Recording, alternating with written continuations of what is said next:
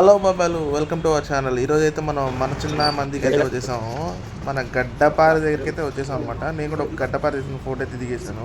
మా వాడిది గీరుకుంటున్నాడు. ఈయనే